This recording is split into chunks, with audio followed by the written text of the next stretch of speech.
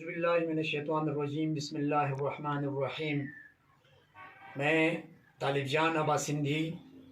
بطور جماعت اسلامی کا نامزد امیدوار برائے قومی اسمبلی N12 کوہستان آپ سے مخاطب ہوں۔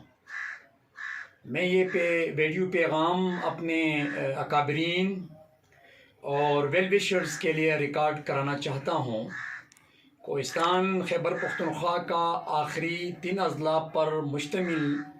ایک ریجن ہے جس میں لوور کوہستان، اپر کوہستان اور کولے پالس کوہستان 3 اضلاع شامل ہیں۔ یہاں پہ N12 کوہستان کے نام سے قومی اسمبلی کا سیٹ موجود ہے۔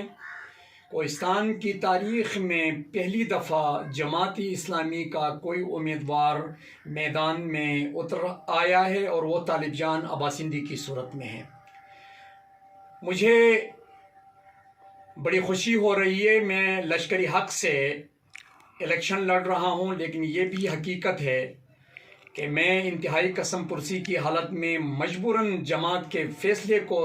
کے سامنے سر تسلیم خم کرتے ہوئے میں میدان میں آیا ہوں۔ الیکشن نہ لڑنے کی ایک وجہ تو یہ تھی کہ کوہستان میں جماعت کے کارکن یا جماعت کی انٹری تو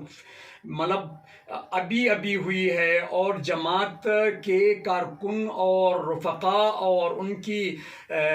رکن کی تعداد نہ ہونے کے برابر ہے۔ ہم پورے متحدہ کوہستان کے 3 اضلاع سے کوئی ملا کے کوئی 100-150 ووٹ نہیں ارینج کر سکتے ہیں۔ ہمارے دوست احباب دوسری جانب مختلف علاقائی اتحاد ماریز وجود میں آئے ہیں، پٹن سے، سیو سے، جلکوٹ سے، اور تیسری جانب ایک بہت بڑا ایک المیہ ہے، ایک مسئلہ ہے کہ ضلع سے باہر سے طلحہ محمود کی شکل میں اور ضلع کے اندر سے لوگ، پیسے والے لوگ جو پیسہ پانی کی طرح بہا رہے ہیں۔ ایسے میں جماعت اسلامی کے کینڈیڈیٹ کے طور پر مقابلہ کرنا یا صرف میدان میں آنا یہ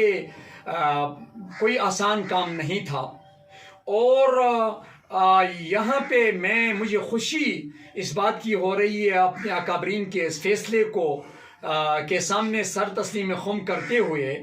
کہ میں جماعت کے الیکشن مینیفیسٹو کے ساتھ ساتھ میں اپنا ایک ذاتی طور پر کوہستان کے حوالے سے اور کوہستان کے نوجوانوں، کوہستان کے بوڑھوں، کوہستان کی مائیں بہنوں کے حوالے سے میں ایک جامع پلان رکھتا ہوں اور انتخابی منشور رکھتا ہوں۔ لیکن اب صورتحال یہ ہے کہ 185 کلومیٹر کا حلقہ ہے، بشام سے شروع ہو کے چلاس تک جاتا ہے۔ اس حلقے میں اس کمپین کو چلانا بے سر و سامانی کی حالت میں چند ایک گنے چنے 6-7 دوستوں کی مدد سے یہ بہت مشکل کام ہے، لیکن اللہ تبارک و تعالیٰ پر ہمارا مکمل ایمان ہے، یقین ہے کہ اللہ راستے نکالیں گے۔ لیکن میں اس ویڈیو پیغام کے ذریعے سے اپنے اکابرین